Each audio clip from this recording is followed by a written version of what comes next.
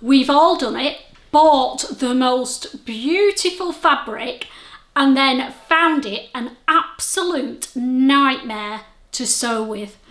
This is a viscose silk, so my alarm bells should have been ringing straight away, but I fell in love with it. So let's see how I managed to wrangle this nightmare fabric.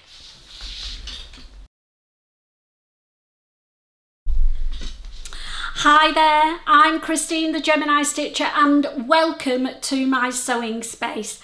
Yes, I was crazy and I've been sewing with this beautiful viscose silk that I got from Mr. Tissue. I fell in love with it online. It came, it's floaty, it's drapey, it's got a jacquard weave of an animal print in it. Not sure if you can see that. Everything screamed Christine, and my favourite colour of the moment is green, so yeah, it would be rude not to buy it, wouldn't it? Now, because I knew it was going to be an absolute mare to work with, I plumped for a pattern that I knew how to make. I've made several times. Indeed, I've even done a sew along for it, and I will pop the link to that 3-part sew along below if you fancy making it. It's lingering in the background on good old Rita, and it's the Seasons of East Summer in New York dress. Now, we're not going to go into detail about the dress because, as I said, I've done a very detailed sew along series for it.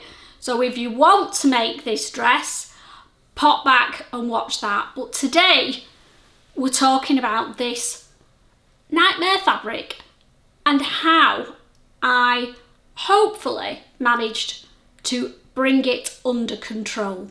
So there are a few little tips that I want to share with you that actually worked for me. So because it's slippery and slidey and moves all over the darn place, when I was cutting it out, I cut everything in a single layer.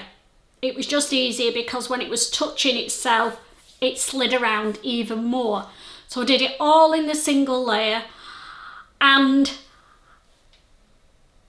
my normal scissors were creating snags in it, very delicate fabric. So I plumped for using pattern weights and electric scissors, and it worked a lot better. It didn't move around as much and I didn't get any snags in my fabric. So that was the cutting out done. Then the sewing. Now, all my pattern markings I did with tailor's tacks, chalk and removable marker pens just weren't working with it. They'd mark it and then by the time I came round to actually do something with it, they'd disappeared. So I did it all with tailor's tacks. Then when I came to sew it, I pinned it together and I used these. So these are tulip pins and they're specifically for delicate fabrics and silks. So by using these pins, it made sure I didn't get any snags in this super delicate fabric. So that one worked really well. You've seen this before. I use it loads and it's brilliant for delicate fabrics. Best press. I used this on all my seams before I sewed them to make them more, and then before I pinned them together to keep that piece of fabric more rigid, then pinned it, then sewed the seam. Little bit laborious, but at least I had control of my fabric a little bit better. So best press. It was also invaluable when I was doing the darts and when I was doing the little tucks, pin tucks that are at the front. I best pressed the fabric area first, then pinned the tuck or the dart, pressed it and then sewed it, and that seemed to work quite well. Then we came to the nightmare, which was the invisible zip. But I do have a very good way that I find of putting the invisible zip in. It takes a little bit longer, but you're guaranteed a decent finish, no unpicking.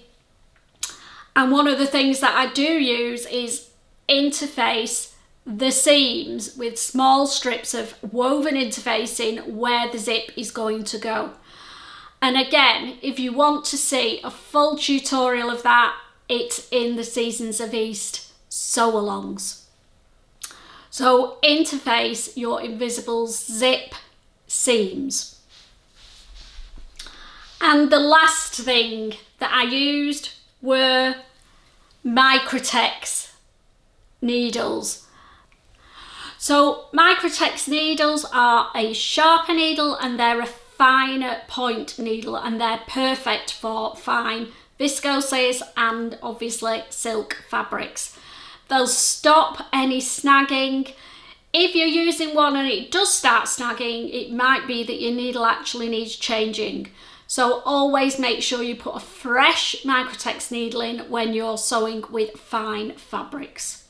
So they're my little tips of how I wrangled this beautiful silk fabric. And you can see that my Seasons of East dress is done. It's not complete, it's got the hems to do. So we'll zoom in and I'll give you a quick peek at my progress with the Seasons of East dress, and I'll particularly show you the neckline, which I've got a bit of an issue with. So here we go. I did a really good job on joining all the seams. Everything is overlocked on the inside. I've done the V higher up than the pattern, and to be honest, when I've tried it, I might be a little bit too high, so I might undo a little bit of stitching and flash a little bit more cleavage. We'll see. Turn Rita around, and the back is all gathered in on the bodice, and it looks amazing in this silk fabric. And then there's just 2 darts in the skirt back. And the sleeves are just a grow-on sleeve. So under here is where my invisible zip is. So there is the little tag, and it's invisible. So if you want to get that finish without a load of faff, go back and watch my Seasons of East sew along. The only issue that I've actually got with this dress is, and it's to do with the fabric, and it's this neckline. And it's sitting flat now, but there's no facing on the inside, it just turns over and stays in place. And because this is finer fabric, I'm struggling with it staying in place, if I'm honest. So I thought I would maybe try and iron some forming tape around it to give it a little bit more rigidity, and then fold it over, see how that works. And obviously spray a load of best press. If that doesn't work, whenever I wash it, which won't be very often to be honest with you, I'll just have to use best press and take my time when I'm pressing that neckline. But that's the only thing. So I've not turned the sleeve hems up yet, they're just overlocked, and the bottom hems are the same. Because I don't know how this fabric is going to rest, if you like, I want it to rest before I do the hems. So I've put it on Rita for a few days just to let it all settle down before I do my hemming. But really pleased with the result. It's the first of my garments for my Barcelona trip in October, and on Thursday I'm going to be doing a Barcelona planning vlog where I look at the fabric choices that I've made, what patterns I'm going to use, and how they're all going to work together. So if you're interested in that, that's going to come out on Thursday this week. But Seasons of East dress, tick. So that was my make for this week, because I'm committed to just making one garment per week. Now, I did want to show you, or I am going to show you something else that I've made. I've made it for when I went down to Festival of Quilts, but I was at the wire and didn't get it on any of my vlogs. So I thought we'd have a look at my sewing bag that I've made. Here it is. It's massive, go big or go home, as they say. I've made it to use to take to sewing socials and anywhere where I need to take a load of sewing paraphernalia with me. I did originally think I was going to use it as my shopping bag at Festival of Quilts, but it was just too big and bulky to cart around, and I ended up with my little old lady shopping trolley. I don't care. And we filled it. Oops. So this is a Sweet Pea Designs pattern. It's been done on my embroidery machine. It's done in individual blocks, and then you use your normal sewing machine to construct it all together. The base, I've used a metallic snakeskin bright pink pleather that I got from Little Legs Fabrics, and if it's still available I will pop the link below. And I've used the same fabric for the handles. I've then also, which isn't in the pattern but I prefer more rigidity around the top of my bag, so on the inside I've done an edging strip in the pleather as well. And then the lining inside, I don't know if you can see it, it's got all sewing notions on it in a lovely charcoal grey. I've put 3 pockets in one side. I've not put a zip pocket in because I don't use them, I find them irritating. And I've also put a lobster clasp inside for me to hook my keys on, because there's nothing worse than losing your keys when you're on a social. Ask Steph, I'm a nightmare with keys. So I've got that in there and my keys hook on it. So to fasten it, I've used some pink elastic on the back, and then I've used a sparkly purple button on the front that's been in my stash for a while, and that just keeps everything closed and tidy. So there we go. Sewing bag complete. I love it so much. I am actually thinking it does come in smaller sizes. So I think I might try the smallest size, which is a more practical size for everyday use. And then maybe I'll have that as my bag next time I go to a sewing event, which will be Harrogate in November, I think. So that's a while off yet, but my bag for Harrogate might be a small version of this sewing bag. Now, if you've watched the recent vlogs with me and Steph, we've gone through our fabrics that we bought at the Festival of Quilts and in Birmingham at the Rag Market, Guthrie and Garnies and Barry's. And if you've not seen it, again, I will pop the link below. But I also bought some bits of haberdashery, and I thought I would show you those today because I've just found the bag and I'd forgotten I'd got them. Let me grab them. So this bag was hiding in my sewing bag. Forgot I bought these. Oops. So we'll start with Festival of Quilts. Now, I've already got one of these and I bought another one. It's a spool or bobbin holder.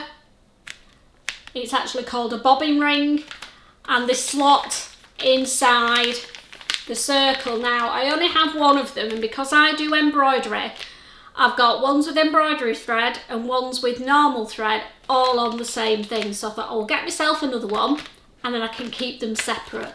And they're only £2.99 and I use it all the time. So that's a bargain gadget.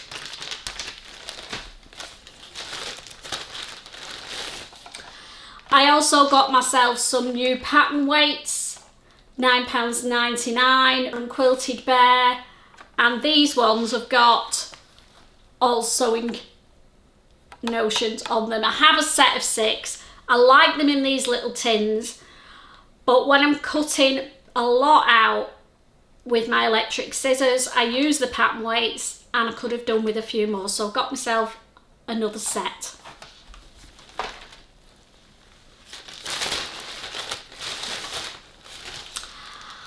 Then, when we went to the indoor part of the rag market, I found quite a few bits and bobs in there. So, you'll know if you've been watching me that I'm into green at the moment. I'm trying to do a cohesive capsule for Barcelona and the winter, and I'm looking at golds, mustards and greens with a bit of brown and a bit of pink. Well, but green. So I got some beautiful trim in a gorgeous green colour, and I also got some mustardy gold trim in the same design, and they're going to get incorporated into my autumn and winter makes. And then we got to the buttons and I went a bit mad, but I saw these because I knew that was going to happen. But when I saw these ones, I thought they're perfect for on a blouse or jacket, anything really that I'm making this autumn and winter, because maybe you can see it, because they're the green colour. So they're a green and gold button, and I think I've got about 10 of those ones, so lots of scope for those.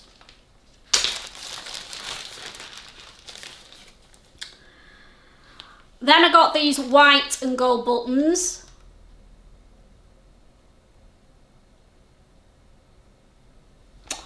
And these are going to, they have them in two sizes, a 25mm button and a 20mm button. So I've got both sizes. They're perfect for when you're making jackets that have buttons down the front and on the cuffs. You need two sizes, so I've got a load of those in both sizes.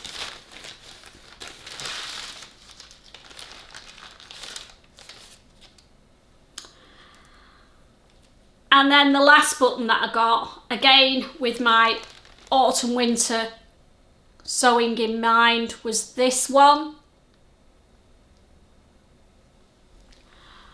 And that's going to go with my greens, mustards, rust colours. Not sure what they're going to go on, but I've got them if I need them. So there we go, that's me totally fessed up now. Everything I bought last week at Birmingham. So what am I planning to do this week? Well, one garment is being sewn and it's a blouse based loosely on the Patina blouse from Friday Pattern Company. There's the Patina blouse, but I want to make it my own, if you know what I mean. So I'm doing a bit of hacking and a bit of pattern mixing and matching. I'm going to make the Patina blouse, and I'm doing it without the collar, and I'm going to put a ruffle just around the neckline. Steph made one, and you can find an image of hers. I'll pop it up for you. Looked stunning. So I'm going to copy her idea and put the ruffle round the neck. Now, the next thing that I want to try and do is, instead of having buttons, I want to do bows, but I don't want them to be working bows because they will never be perfect ever again. So I'm going to make them faux bow tie. So I'm going to put press studs underneath, and then I'm going to put the faux bows on the top. That's the plan, because I do like blouses with the bow fastening at the front, but I'm trying to stop myself from buying any new patterns, so I'm going to use the Patina blouse and hack it and get rid of the buttons and put bow fastenings on it, one way or another. Whether a faux bow will work or I'll have to do a proper tie fastening, we will see. So that's the second hack. And then the third and final hack is the sleeves. I want to use the sleeves off the tuk-tuk dress from So Different Patterns. There's the tuk-tuk dress. It has a beautiful sleeve detail on it with a flared trumpet, calling it a trumpet sleeve. That's what it is. Well, that's what I'm calling it anyway. So I want to use the trumpet sleeve off the tuk-tuk dress. So this is the fabric that I'm going to make it in. And it's the Paradise Found Lilliput fabric from So Different that I bought at Festival of Quilts. And if I do those trumpet sleeves, I want to incorporate some of that green trim. So where it flares out and joins, or maybe even on the end, I'm not sure yet, I want to incorporate some of that green trim as well. So that's this week's marathon blouse plans. I know the patina fits, it's a good fit, so it's a good pattern block, if you like, for me to use as a base to hack. So we're going to change the neckline and change the sleeves on it and see what it looks like, and fingers crossed I'll end up with a stunning blouse to wear on my Barcelona trip. Last but not least, let's talk about the sewing bee. Yes, I've missed a week and I'm going to catch up with week 3 and week 4 today. So it's going to be a bit of a marathon sewing bee synopsis and an update on how many of you are still in the sweepstake.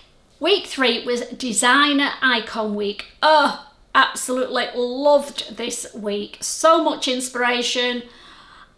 And yeah, I was just blown away with everything that was made. But you know, I've got to choose one from each category. So first off was the pattern challenge. And they did a wrap dress in jersey, which can be quite challenging, getting it to fit around the neckline. Wrap dresses aren't my favourite garment to wear because being a bit booby, I feel like they emphasise my boobs too much, but that's just me. I love wrap dresses on other people, so it's one that I won't be making. However, the one that stood out for me as the best of the bunch was Kazzy's. There's Kazzy's wrap dress.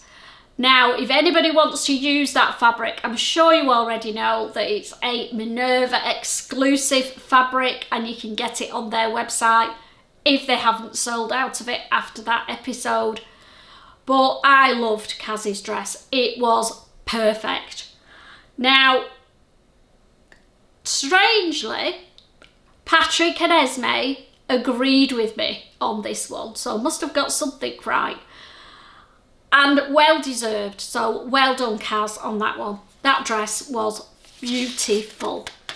So then we went on to the transformation challenge, and it was Vivienne Westwood Punk was the theme. And they were given blankets, sheets and curtains to use to create a Vivienne Westwood inspired outfit. Oh my God. Did they go to town? There were some fabulous results. Some were better than others. And the one that I liked the best was Orla's. She did that beautiful basque top and a floaty skirt with the tartan insets in it. The work that went into that for a transformation challenge was amazing. So Orla got my vote for the transformation challenge. Patrick and Esme chose Kazzy's. So we had a little bit of a disagreement there, but never mind. Then we went on to the made to measure. I love this bit. I love the catwalks that they do at the end. I love seeing how everybody interprets the remit. And again, some fabulous, fabulous garments. But the one that I've chosen is Orla's. I love the way she's inserted the chains in the slits. Now, Patrick and Esme said she should have used bigger chains.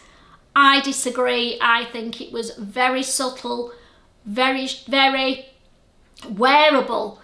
If she'd have gone with big chunky chains, I probably wouldn't have liked it if I'm honest. So Orla got my vote. Patrick and Esme chose Kaz. So that was episode 3. Moving on to episode 4, which was Korean week. And I was so looking forward to this. They had a special guest star on who was very knowledgeable in all things Korean garments, and the pattern challenge was to make a jigori, which is a little top, straight out grow on sleeves, wrap over the front. Looked really simple, but when something's simple it means you've got to be very, very accurate indeed. And I think they found this extremely hard, in the fact that they had, I think, 3.5 hours to make it in. The pressure of that. If you had all the time in the world, you could enjoy making something like that, couldn't you? But I don't think they did, because they had to get it finished and it had to be accurate. There was nowhere to hide any errors at all in this garment.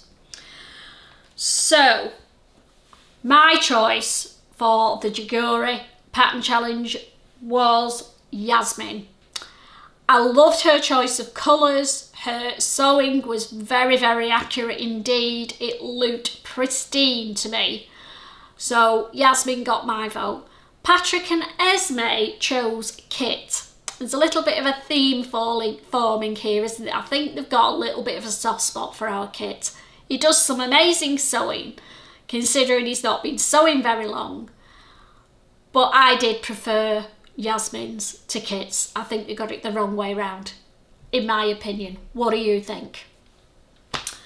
Moving on to the transformation challenge, they got a taekwondo uniform and they had to transform it into a wearable garment. And oh my gosh, did they go to town with these. I loved most of them. There's always some way you think, don't get that. But the one that I picked was Dan. I loved his idea. Brilliant idea with the trousers, slashing them and using the straps in between. I just thought, yeah, that was a wearable garment. The judges chose Kit again. Kit was very nice. They chose it because of the shape, and I get that.